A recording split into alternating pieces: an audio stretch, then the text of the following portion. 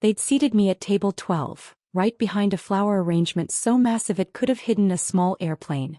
It felt like they were trying to make me disappear, like I was some awkward relative they hoped the decor would swallow.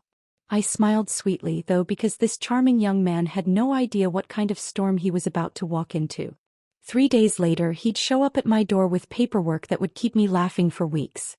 If you're reading this, drop a comment, tell me where you're tuning in from. What Daniel Whitmore didn't realize was that this helpless widow had been guarding a few extremely valuable secrets. The day had started off so bright, so full of optimism. I'd picked my outfit with the careful precision of a chess player. A modest gray dress that whispered harmless widow, paired with my grandmother's pearls for just enough dignity to avoid looking desperate. My hair was done at Linda's salon over on Maple Street.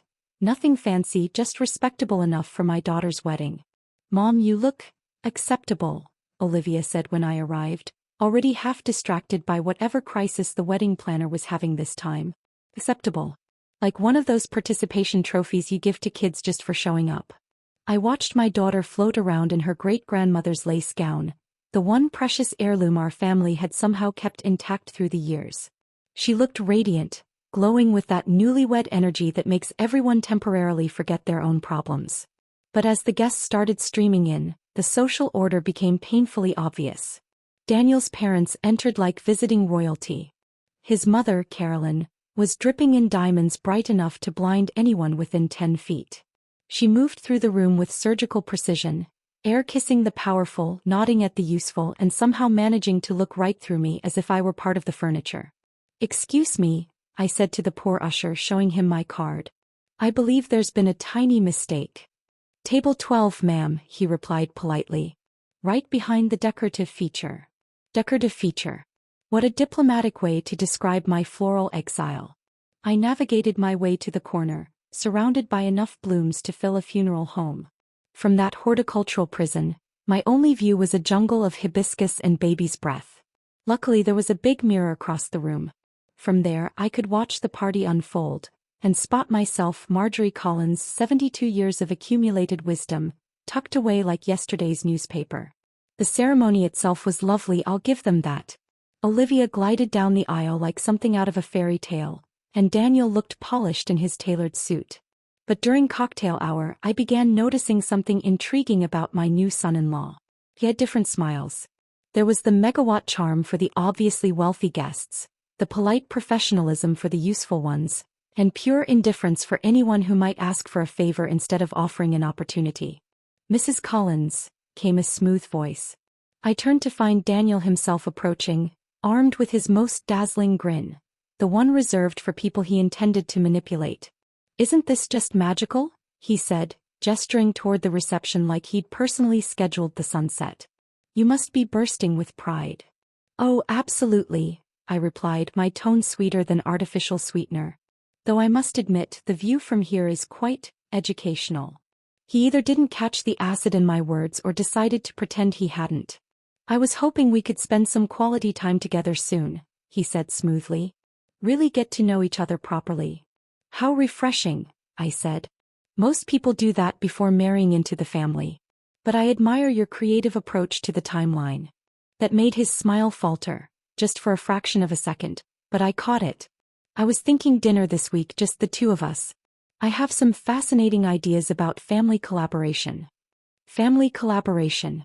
How deliciously ominous. "Well," I said, pretending to fan myself with my napkin like some southern belle having the vapors, "I do enjoy a mystery dinner. Thursday work for you?" "Perfect," he said. "I know a quiet place downtown.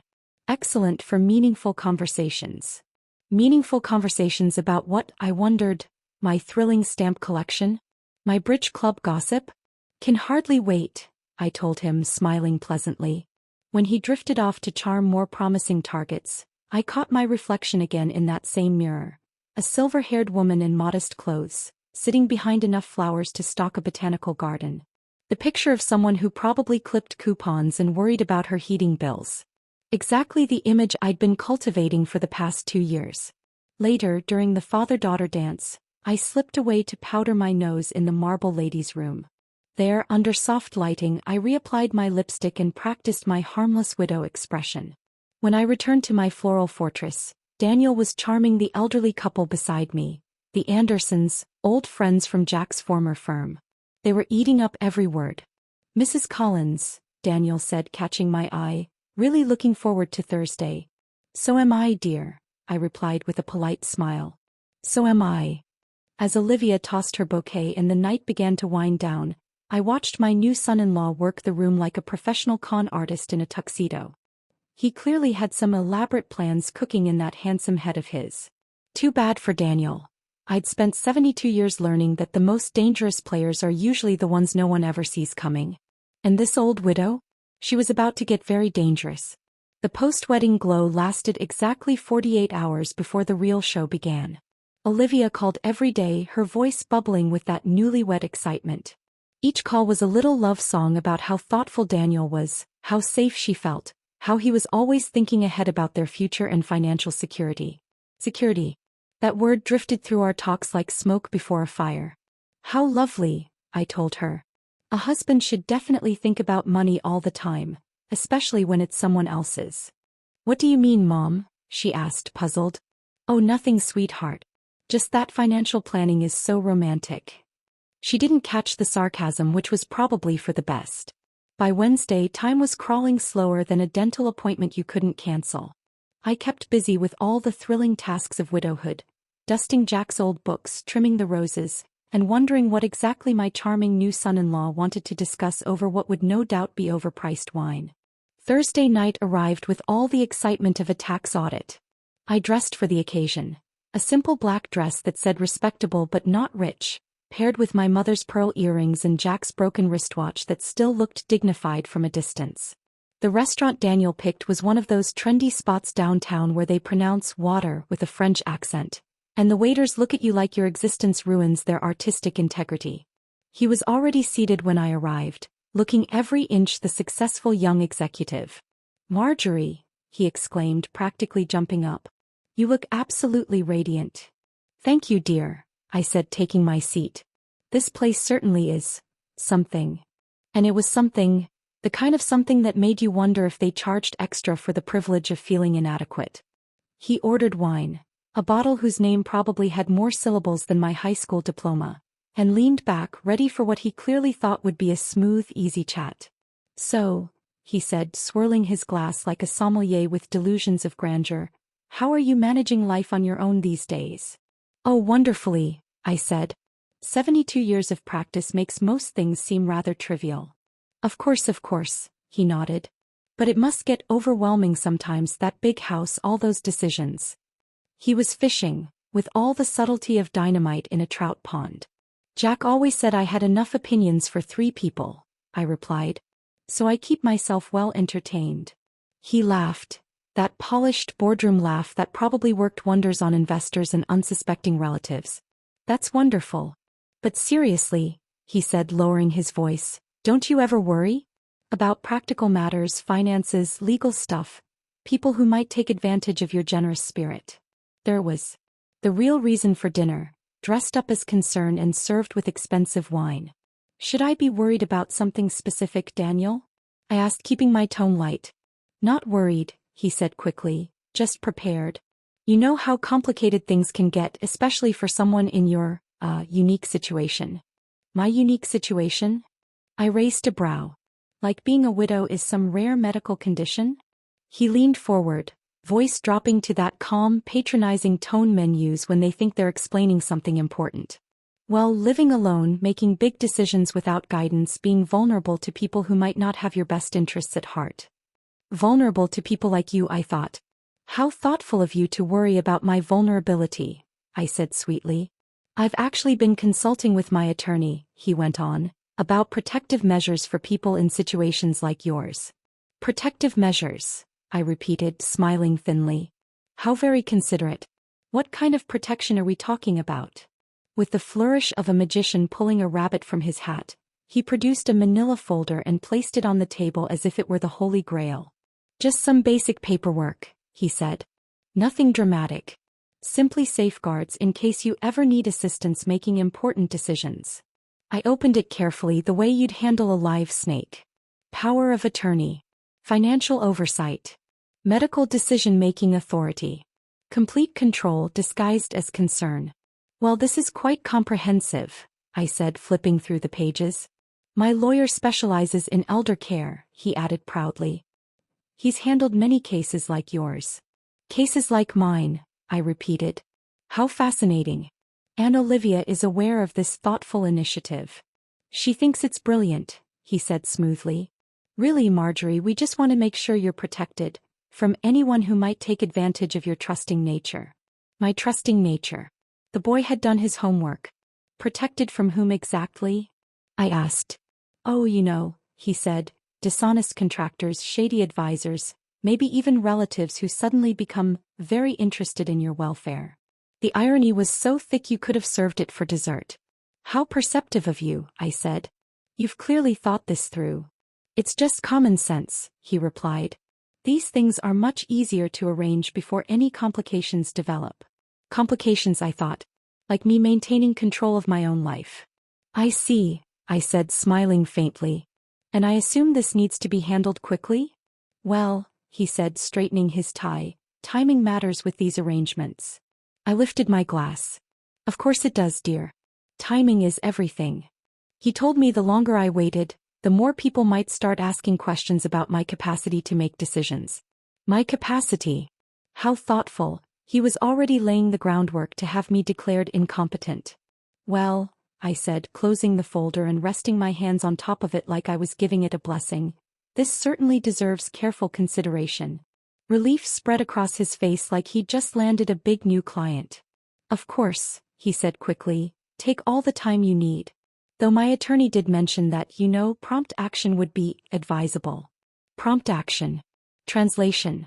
Sign before you have time to consult anyone with a functioning brain. Oh, I'll definitely want to review this with my own attorney, I said lightly. That made his smile twitch like a candle in the wind. Your own lawyer? Yes, I replied sweetly. I know it sounds silly, but I'd feel so much better having someone explain it in words my simple mind can understand. Marjorie, he said, forcing a laugh, I really think we should finalize this tonight. These things work best when handled efficiently. Before I could realize I was being robbed. I'm sure your notary will agree, I said. After all, important decisions shouldn't be rushed. Pie what? Your notary, I said, tilting my head. You did bring one, didn't you? You seem so well prepared for everything else. And there was, the mask slipped. How did you know about the notary? Lucky guess, I said. You just strike me as a man who plans ahead. He stared at me for a long moment, trying to decide whether I was truly naive or just refusing to play his little game. Of course, he said finally, voice tight. Take all the time you need. But his eyes said something else entirely. His eyes said he was done playing nice with the harmless old widow. Too bad for him. The harmless old widow was just getting started. The weekend passed quietly, too quietly, but I could feel Daniel's impatience crackling through the phone like static. Olivia called twice, both times pretending not to be asking about that helpful paperwork Daniel showed you. Still mulling it over, sweetheart, I told her. He's just trying to help Mom. He knows so much about legal stuff. Legal stuff. Right. As if theft was just another professional skill to put on his resume. By Monday morning I got the call I'd been expecting. Marjorie, it's Daniel. I hope you've had some time to think about our discussion. Oh, I've been thinking about very little else, I said, smiling into the phone. Wonderful. Maybe we could meet again this week. I've got some new information that might help clarify things. Additional information. More sophisticated lies, no doubt. Same restaurant? I asked. Actually, I was thinking somewhere more private, he said smoothly. Maybe your home. I could bring some documents, easier to review in a comfortable setting. My home. Perfect. Somewhere he could apply pressure without witnesses. What kind of documents? Oh, just a few examples of how these arrangements have helped other families. Success stories, you might say. Success stories about people who'd been stripped of their independence by smiling predators. That sounds fascinating, I said. Wednesday evening? Perfect. Around 7. Wednesday couldn't come soon enough. I spent the next 2 days doing what I do best. Observing and planning. If Daniel wanted to play games in my house, I'd make sure the deck was stacked in my favor. When Wednesday evening arrived, I dressed for battle. A simple gray dress, minimal jewelry. The perfect outfit for a woman about to spring a very expensive trap. Right on time, Daniel appeared at my door, armed with his sleek briefcase and that trustworthy smile he must have practiced in a mirror. "Marjorie, thank you so much for agreeing to meet here," he said as he stepped inside. "I know this whole situation can feel overwhelming." "Oh, not at all," I said. "Actually, I'm finding it quite educational."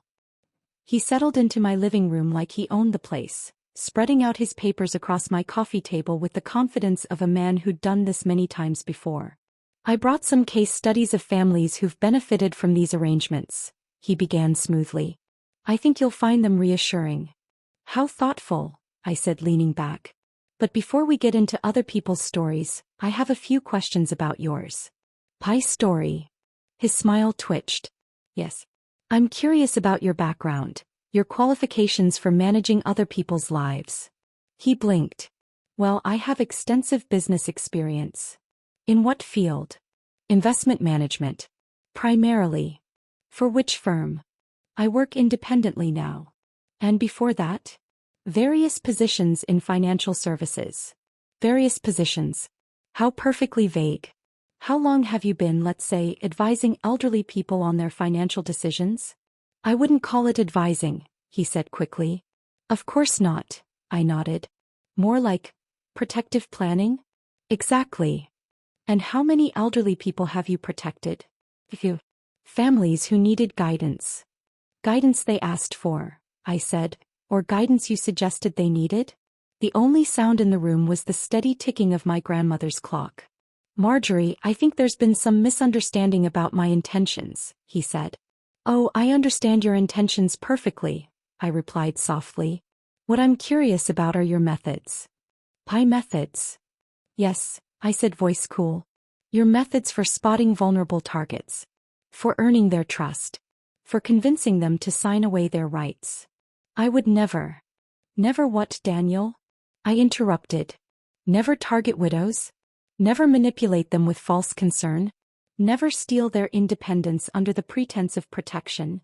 His mask was cracking, the smooth veneer flaking away like old paint. "You're making serious accusations," he said stiffly. "Not accusations," I said, smiling thinly. "Just observations." "I'm making serious observations," I told him, my voice steady, "about a serious predator who just made a very serious mistake." He blinked, confused. "What mistake?" I smiled, channeling every ounce of steel Jack had ever seen in me. "Assuming I was just another helpless widow."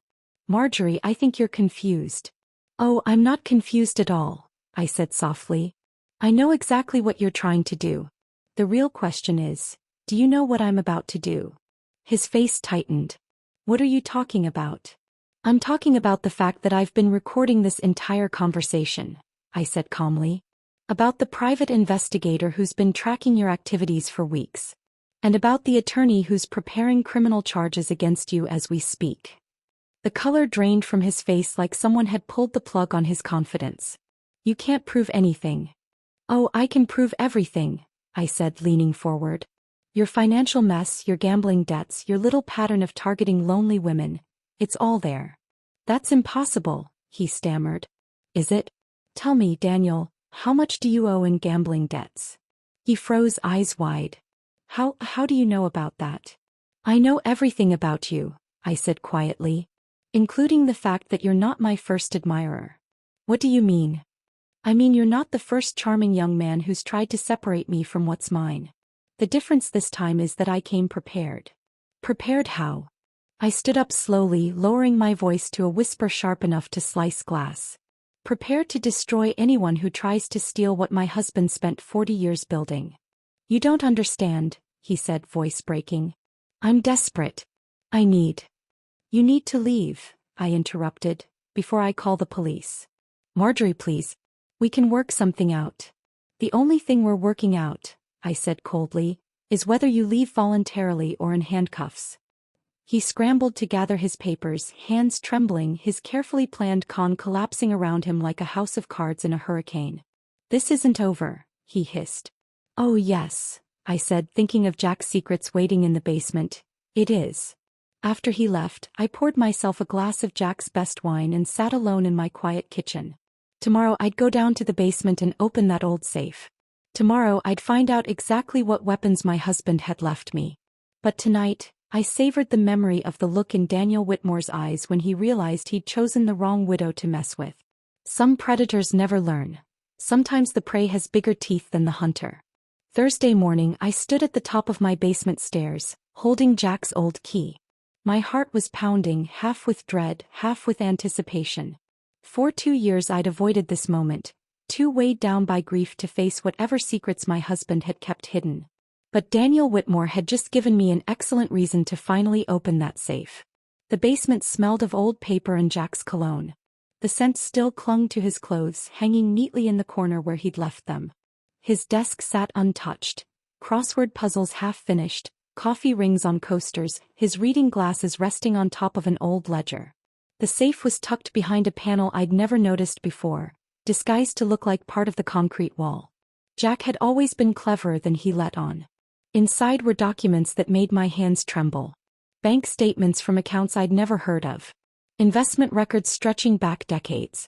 Legal papers establishing trusts and protections I didn't even know existed. And at the very bottom, a letter. Jack's handwriting, steady and familiar. "My dearest Marjorie," it began. "If you're reading this, it means I'm gone and someone is trying to take advantage of your generous heart. I'm sorry I never told you about the money, $33 million, properly protected and completely yours. I lived modestly so we could die wealthy, and I hid our fortune so you'd be safe from predators. Exactly like whoever made you open this safe. $33 million. I sat down hard in Jack's chair, the numbers spinning in my head. 33 million. More money than I could spend in 10 lifetimes.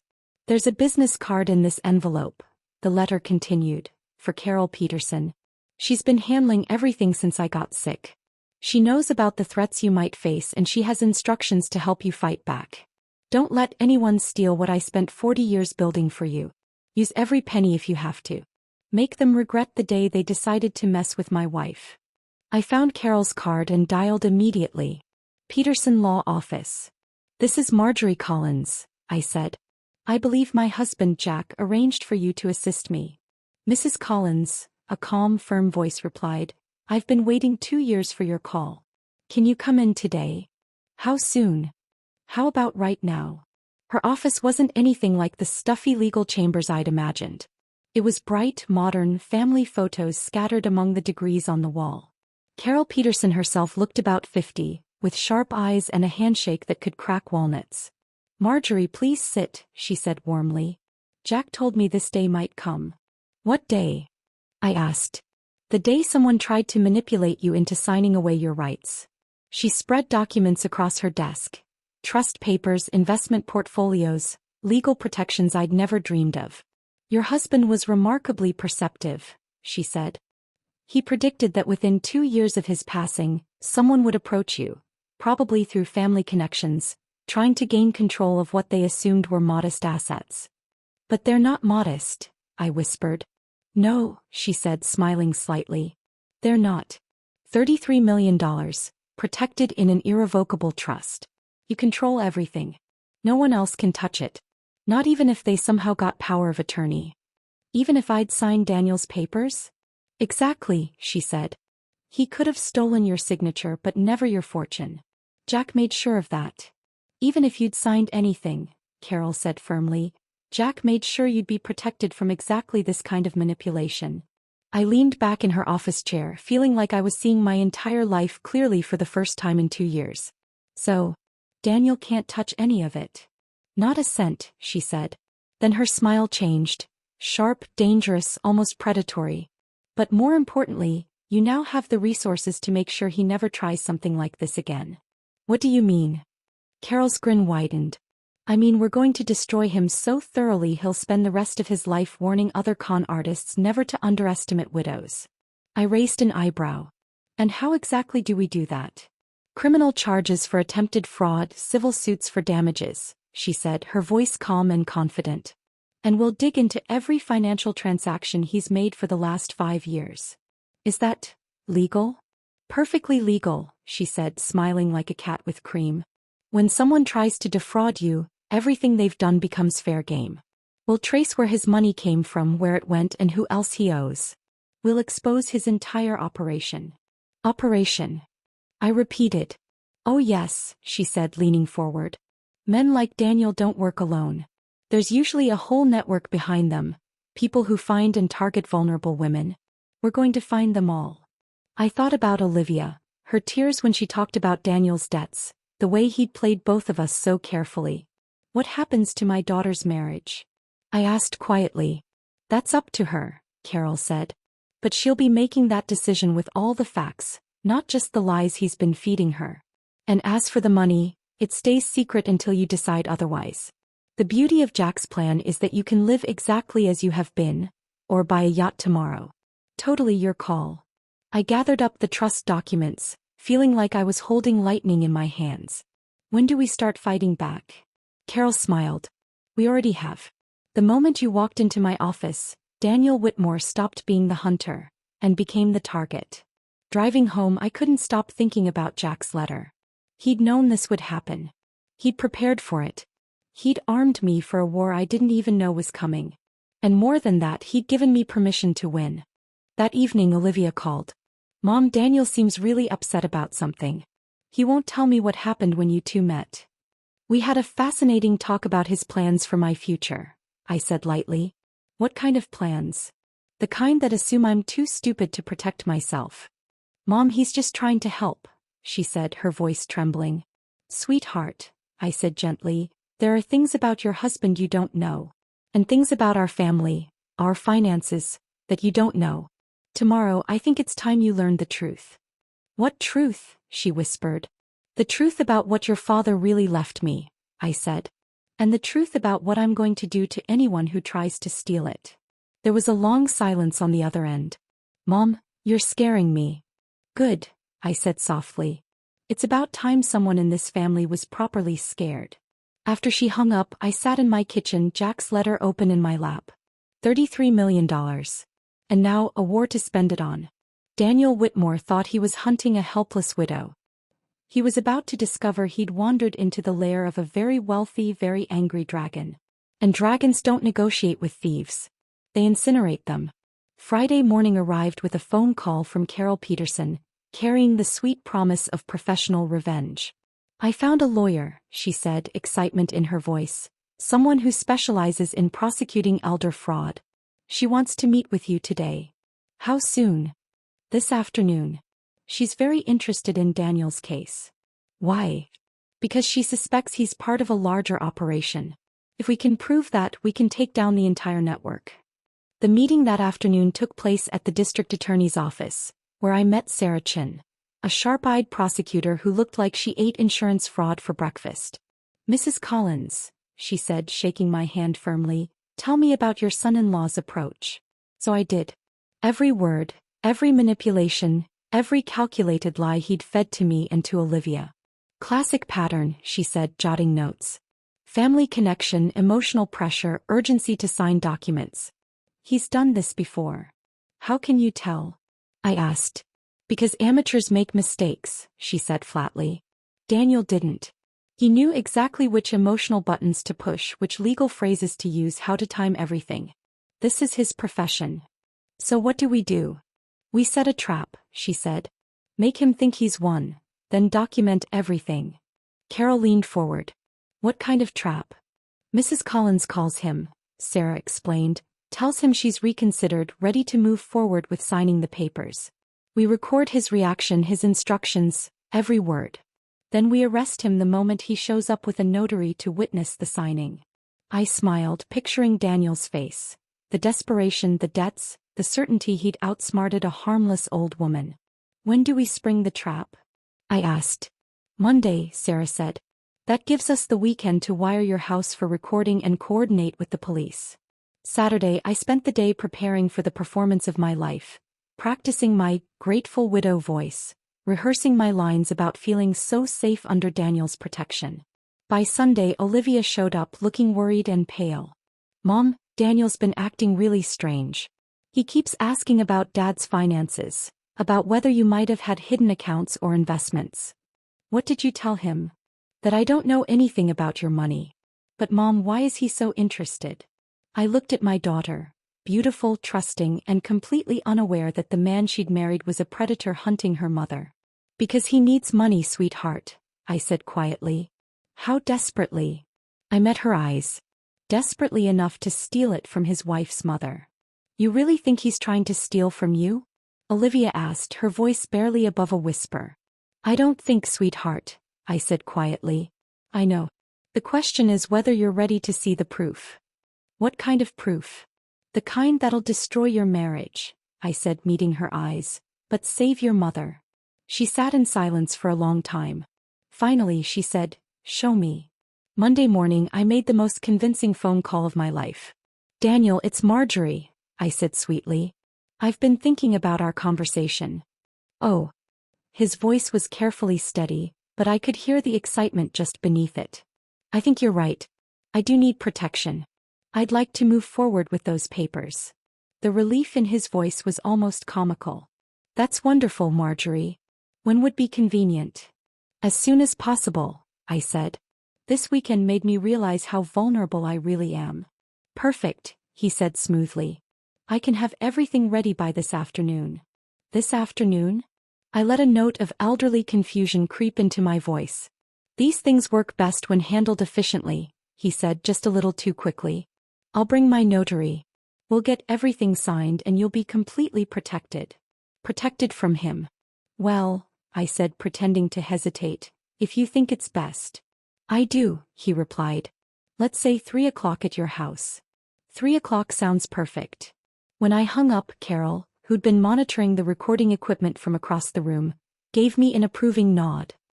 He took the bait completely, she said. Tao what? Now, she said, grinning, we wait for him to hang himself with his own rope.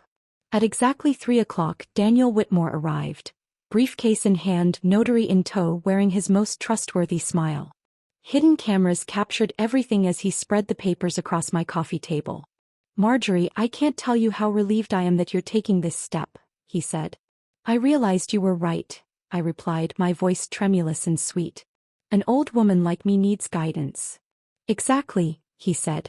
Now, these papers will give Olivia and me the authority to protect your interests. All of my interests? All of them, he said. Financial decisions, medical choices, even living arrangements. Living arrangements. He was already planning to tuck me away somewhere safe. Out of sight, out of the way.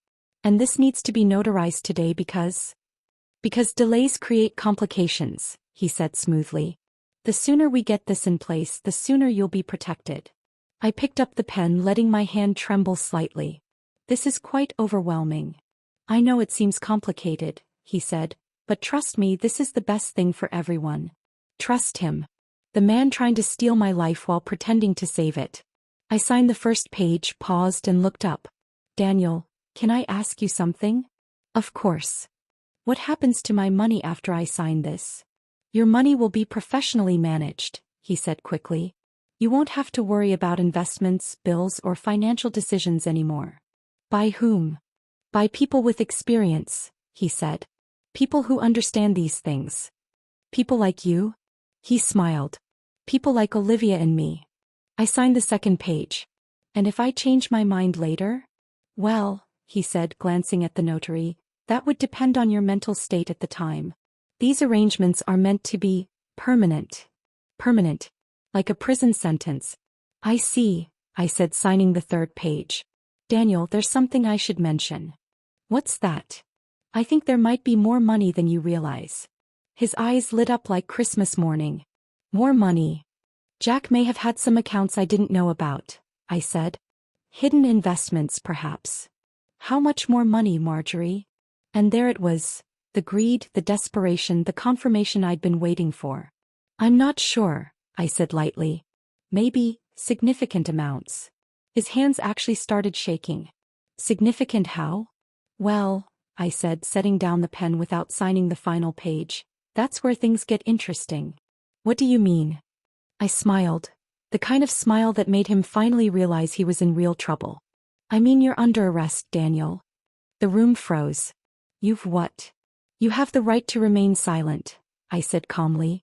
And right on cue, Police officers stepped out from their hiding places, badges flashing as Daniel Whitmore's face drained of color.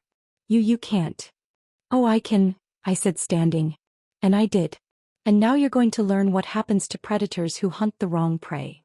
As they led him away in handcuffs, he shouted something about entrapment, about legal challenges, but all I heard was the sound of justice being served with a $33 million side of revenge. That evening the news broke. Local businessman arrested in elder fraud sting operation. His perp walk was on every channel, Daniel's face a mix of rage and disbelief. Olivia called, sobbing. "Mom, what have you done?" "I've protected myself from your husband's attempt to steal my independence and my assets," I said evenly. "But the arrest, the charges, this will destroy him." "Good," I said. "That was the point." "How can you be so cold?" she cried. "How can you defend a man who was systematically planning to rob your mother?" I asked. An hour later she showed up at my door, her eyes red from crying. I sat her down and pressed play on the recording. Every greedy word. Every lie. Every smooth manipulation he'd used to reel me in. "He was going to put me in a nursing home, sweetheart," I said softly. "He was going to steal everything your father left me and convince everyone I was too senile to object." "But he loves me," she whispered, trembling. "He loves what he thought you could get him," I said gently. "There's a difference." Then I showed her the financial records Carol had uncovered. The gambling debts, the fake businesses, the list of widows he'd targeted before me. "This isn't his first time, Olivia," I said quietly. "You're married to a professional predator." She stared at the evidence, her expression shifting from disbelief to horror to heartbreak. And for the first time she finally saw him for who he really was. "What am I supposed to do now?" Olivia asked, staring at me with red-rimmed eyes. "Whatever you want," I told her gently. "But this time, you'll do it with complete information, not with lies and manipulation." Tuesday brought Daniel's father to my doorstep. Loud, self-important, and furious. "Marjorie, you've destroyed my son's life over a misunderstanding." "I've exposed your son's criminal behavior," I said calmly. "There's a difference. He was trying to help you." "He was trying to rob me," I said flatly. "The recordings don't lie." "This is vindictive," he sputtered. "Cruel." "No," I said, meeting his glare. "This is justice. Your son preyed on elderly women. Now he gets to live with the consequences." Wednesday was his bail hearing.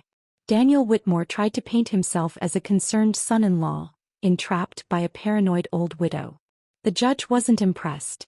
"Mr. Whitmore," she said, "the evidence suggests a deliberate, systematic attempt to defraud an elderly family member. Bail is set at $500,000. $500,000. Money Daniel didn't have. He'd be sitting in jail until the trial." Thursday morning Carol stopped by with updates that made my coffee taste sweeter than it ever had. "The FBI's interested," she said. "They think Daniel's part of a multi-state elder fraud ring." "How big?" I asked. "Potentially dozens of victims. Millions stolen. If they can flip Daniel, they might take down the entire operation." "Will he cooperate?" "Depends how much prison time he's facing. 20 years tends to loosen tongues." 20 years. I wondered if he'd last that long. Friday brought Olivia's decision. She filed for divorce. Irreconcilable differences and emotional fraud. "I can't stay married to someone who tried to rob my mother," she told her lawyer. "What about the house, the cars, everything he gave you?" the lawyer asked. "All bought with borrowed money and fake promises," she said. "I don't want anything that came from his lies." She moved back to town, found an apartment a few blocks from mine. The experience had changed her, made her stronger, sharper, a little less trusting. "I feel so stupid," she said one night as we sat on my porch with tea and quiet. "You trusted someone you loved," I told her. "That's not stupid, that's human." But the signs were all there. The lifestyle, the vague answers about money, his sudden interest in you after the engagement. "He was good," I admitted. "Professional manipulators always are. They know how to turn trust into a weapon." "How did you know?" she asked softly. "I didn't at first. But your father left me resources. Tools to fight back when someone tried to take what he built." "What kind of tools?" I looked at her, wondering if she was ready to hear the truth about Jack's legacy. "The kind," I said, smiling faintly, that turn helpless widows into very dangerous enemies. Mom, how much money did Dad leave you? Enough, I said, to destroy anyone who tries to steal it. The trial began in September. Daniel's lawyer tried every defense: diminished capacity, entrapment, family misunderstanding. None of it worked. The evidence was overwhelming. The recordings devastating. His pattern of targeting elderly women undeniable. When the jury heard the audio of him discussing my mental state and his plan to gain permanent control of my assets, even his own lawyer looked disgusted. They deliberated for 47 minutes. Guilty. On every count. At sentencing, the judge stared down at him with open contempt. Mr. Whitmore, you systematically targeted vulnerable elderly people. You destroyed their independence and stole their life savings. You preyed on trust, exploited family bonds, and showed no remorse. The court sentences you to 18 years in federal prison. 18 years.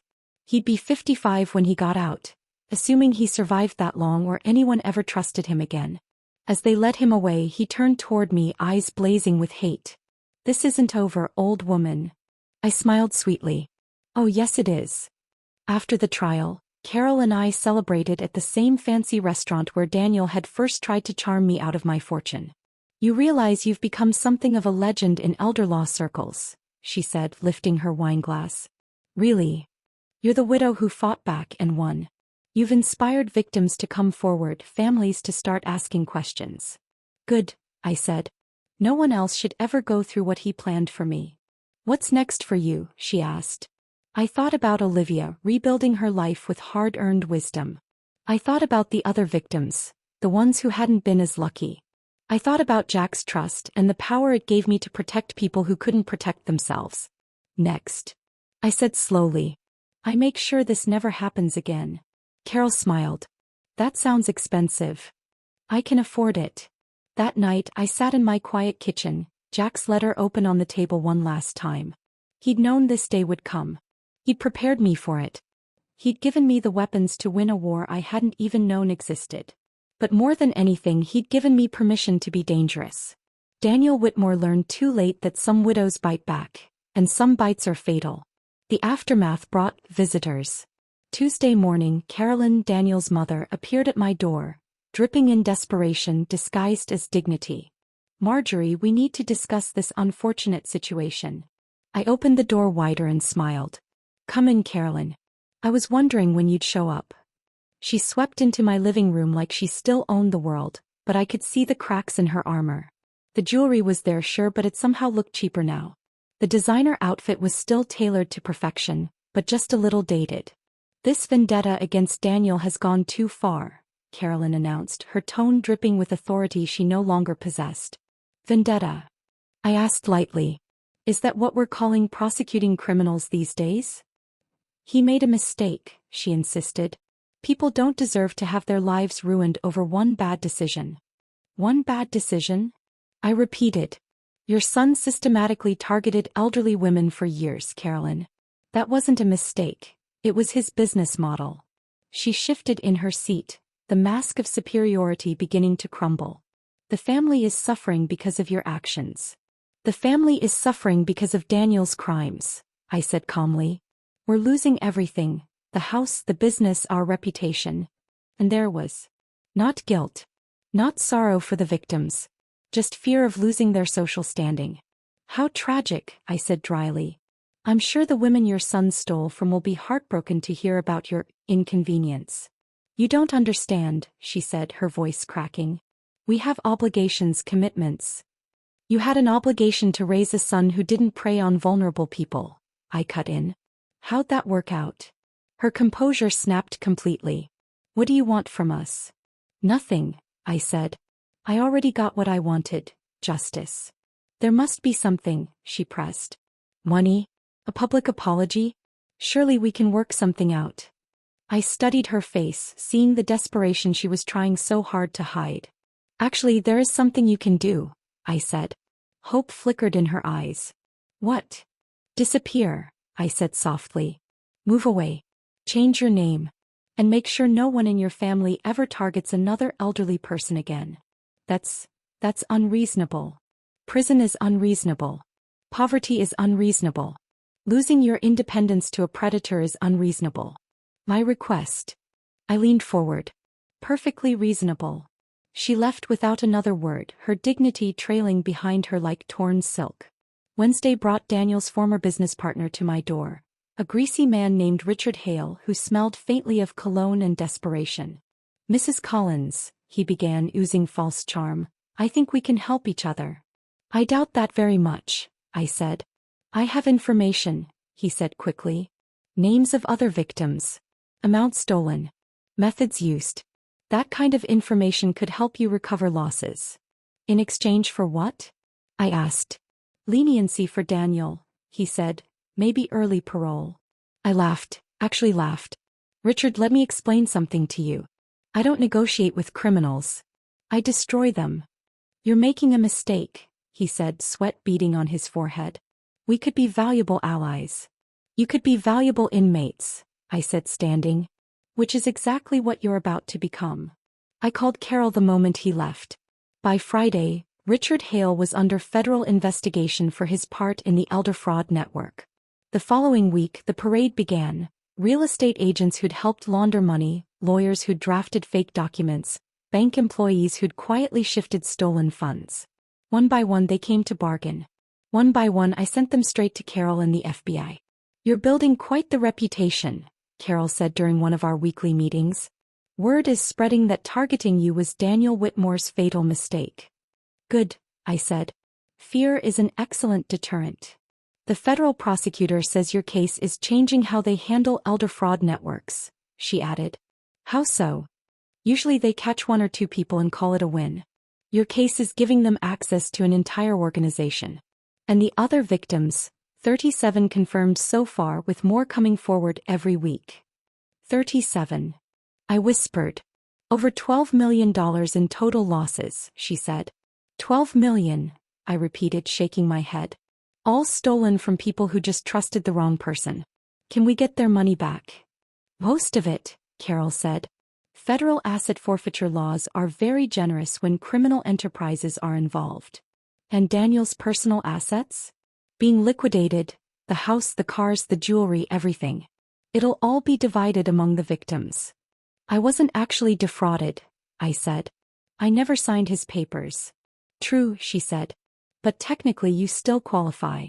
Then my share goes to the others. Carol blinked. Marjorie, that could be hundreds of thousands of dollars. I can spare it, I said simply. That evening Olivia came over for dinner, looking healthier than she had in months. The divorce is final, she said, setting her purse down. How do you feel? Free, she said. Terrified, but free. Terrified of what? Of making the same mistake again. Of trusting the wrong person. Olivia, what Daniel did to you wasn't your fault, I said. But you faced the truth, and when the time came you chose justice over comfort.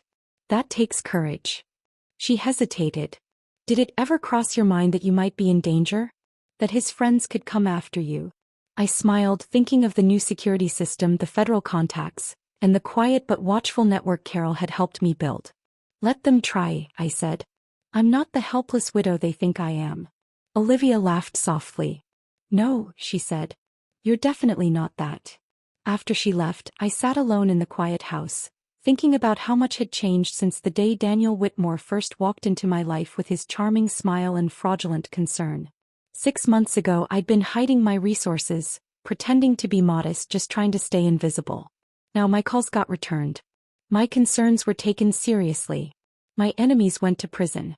But more importantly, I'd become someone who mattered. Someone who stood between the predators and the prey. The phone rang, cutting through my thoughts. I smiled as I reached for it. Marjorie Collins, I said. How can I help? Carol's voice crackled with excitement. Marjorie, we got a break. Daniel's cooperating with the feds. What's he telling them? Everything. Names, accounts, the whole operation. The network's about to collapse. In exchange for what? Reduced sentence. He'll still serve 8 to 10 years. I pictured him sitting in a cell, finally realizing that predators eventually become prey. That's acceptable. There's more, Carol said. The federal prosecutor wants to meet about a victim advocacy program. using your case as the model. I smiled. Set it up. Daniel Whitmore had tried to steal my independence. Instead, he'd handed me a mission. At the federal offices, Agent Sarah Torres greeted me like visiting royalty. Mrs. Collins, your case has become our gold standard for elder fraud prosecution. 39 victims, nearly 15 million stolen. 15 million, I whispered. What happened to them? Most lost everything. 3 died while their assets were drained. The words hit hard. What can we do? For the dead, nothing, she said. For the rest, everything if you'll help. She slid a folder toward me. Victim Advocacy Initiative. Legal support, financial protection, nationwide prosecutions. Funded how? Federal grants, seized assets and private donors, she said, looking straight at me. How much?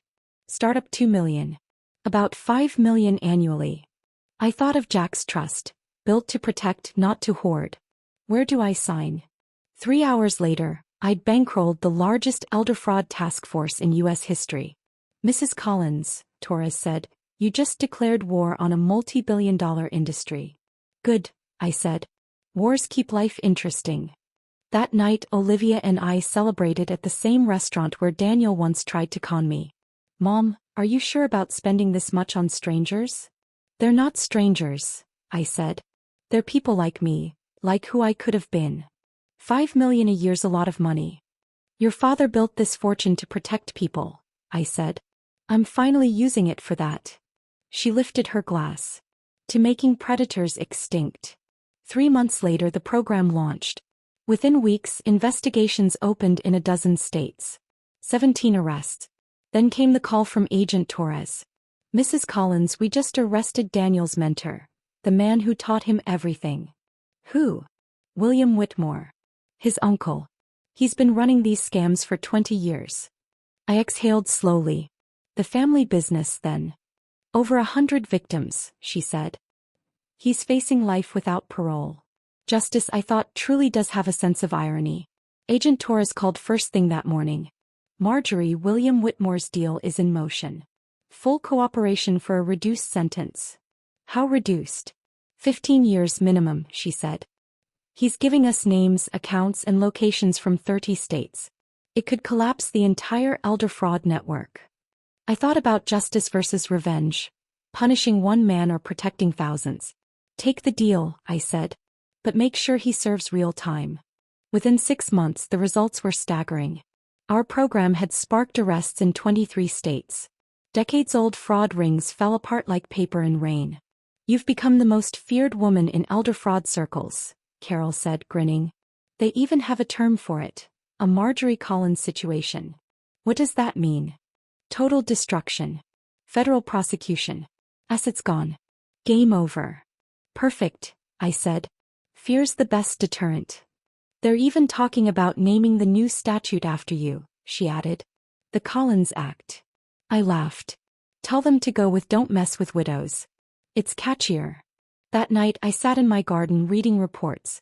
In 1 year we'd recovered $40 million, helped dozens of victims, and made it clear that seniors weren't easy prey anymore. Then Olivia called. Mom, turn on Channel 7. The news anchor's voice was electric. Federal authorities have arrested 43 people connected to the largest elder fraud network in U.S. history. The investigation was funded by an anonymous private donor. Anonymous. I smiled. How does it feel, Mom? Olivia asked. It feels, I said softly, like your father's money is finally being used exactly as he intended, to turn widows into very dangerous women. Daniel Whitmore had made the most expensive mistake in elder fraud history. He'd awakened something in me I didn't know I had. The absolute determination to protect those who couldn't protect themselves. Jack had left me wealth to stay safe. I'd used it to make the world safer. Some legacies are worth more than money. This one was worth everything. 2 years later, I sat in my kitchen reading a letter that made my morning coffee taste like victory. Dear Mrs. Collins, I got my home back. The recovery program returned everything and my confidence. Thank you for proving we don't have to be victims. Patricia Hoffman, retired teacher. It was one of dozens like it.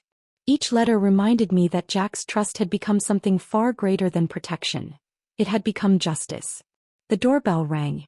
Agent Torres stood there, grinning, a bottle of champagne in hand. "Mrs. Collins," she said, "we did it." She spread the reports across my kitchen table. 67 arrests, 49 convictions, $80 million recovered for victims. "Every one of Daniel's associates has been charged," she said. "Even the bankers." I looked at the numbers, the names, the lives rebuilt. Justice. Real measurable justice. I poured 2 glasses. To Jack, to every widow who fought back, and to the men who finally learned what happens when you underestimate us. Agent Torres sipped her coffee across from me. 93% of the victims got their money back, she said. The rest received compensation from your fund. And yes, Daniel Whitmore is still in federal prison. Still cooperating. Still realizing what his choices cost. I poured us both coffee, thinking how it all began, with me hidden behind a flower arrangement at my daughter's wedding. "Any regrets?" I asked. She shook her head. "None. Your case changed everything. Before you, we treated elder fraud as isolated crimes. Now it's recognized as organized crime. You didn't just fight back, you changed federal policy." I smiled. "So Daniel Whitmore accidentally built the best elder protection system in the country?" "Exactly. We call it the Whitmore disaster. Criminals now warn each other not to target widows." "Good," I said. "Let fear do the work." The program had become self-sustaining, funded entirely by seized assets from convicted predators. Jack's money had bought permanent protection for the vulnerable. When Torres left, I called Olivia to share the news. "Mom, do you realize you're basically famous?" she said, laughing. "I heard 2 women at the grocery store talking about the widow who fought back. They think you're some kind of superhero." "I'm hardly that. You are to people who are being hunted. You proved they can fight back." "I had your father's resources," I said. "And his courage," she added. "That's something money can't buy." That evening I walked through my house, remembering how I once pretended to be a harmless widow just to stay invisible. Now senators returned my calls. Prosecutors asked for my advice. And elderly victims across the country found strength because of a story that started with one con man and one angry mother. Then Carol called. "Marjorie, I just spoke with the federal prosecutor's office. They're nominating you for the Presidential Medal of Freedom." I nearly dropped my glass. "That seems excessive for surviving my daughter's ex-husband." "It's not for surviving," she said. "It's for creating a program that's protected thousands. You turned money into justice." "Will it mean public appearances?" "Yes, the White House interviews, speeches." "Then I'll do it. If it helps other victims fight back, it's worth it." "They want Olivia there too," she added. Her courage made this possible. After we hung up, I sat in the quiet thinking about Jack's letter, his faith, his planning. Daniel Whitmore had tried to steal my independence, and instead gave me a mission. Some mistakes destroy lives. His created purpose. He'd meant to make me powerless. Instead, he made me dangerous. And that danger would last the rest of my life. Funded by Jack's trust and driven by one belief, that elderly people deserved protection, not predation, I prepared for the Medal of Freedom ceremony 6 months away. 6 months to make predators even more afraid of their potential victims. The White House gleamed that crisp October morning. Olivia and I sat among scientists, artists, and one widow who accidentally started a war against elder fraud. "Mrs. Marjorie Collins," the president said, "for her extraordinary contributions to justice and elder protection." As I walked to the podium, I imagined Daniel Whitmore in his prison cell watching this on TV, realizing how catastrophically wrong he'd been. 2 years ago, I began, I was just a widow trying to avoid trouble. But trouble doesn't avoid you just because you're polite to it. Laughter rippled through the room. When someone tried to steal my independence under the guise of protection, I learned that the best defense against predators is becoming a more dangerous one yourself. The applause was thunderous. "This medal," I said, "belongs to every elderly person told they're too old to decide for themselves. To those who prey on us, we're organized, well-funded, and very, very angry. Find another career." The standing ovation lasted 3 minutes. Later at the hotel bar, Olivia grinned. "Mom, did you just threaten criminals on national TV?" "I promised them consequences," I said. "There's a difference." The media storm that followed was massive. Interviews, documentaries, headlines. Within weeks, Agencies in 12 countries reached out for help. Then Agent Torres called. Mrs. Collins, elder fraud reports are down 60% nationwide. Not because crimes stopped, but because fewer people even try. Words out. Targeting the elderly now comes with unacceptable risk. I smiled. Fear's an excellent deterrent. It's more than fear, she said. You've become the cautionary tale. Criminals call it a Marjorie Collins situation. That evening I sat in my garden reading letters from victims. Teachers who'd recovered their savings, veterans who got their pensions back, widows who'd regained independence. Jack's trust was doing exactly what he'd hoped, protecting people who couldn't protect themselves. Then Carol called, her voice buzzing with excitement. Marjorie, Congress wants hearings on elder fraud prevention, and they want you to testify. About what? Making our program permanent. They're drafting legislation to make elder fraud a federal crime punishable by life in prison. Life in prison, I said softly. Finally, consequences that fit the damage. She hesitated. There's something else. Daniel's parole hearing is the same week. 5 years served, technically eligible for early release. I smiled. While I testify before Congress about protecting the vulnerable, he'll be begging for freedom he'll never deserve. Will you speak at the hearing? Oh yes, I said. I'll have plenty to say. Thanks for listening. If you made it this far, don't forget to subscribe and tell me your story.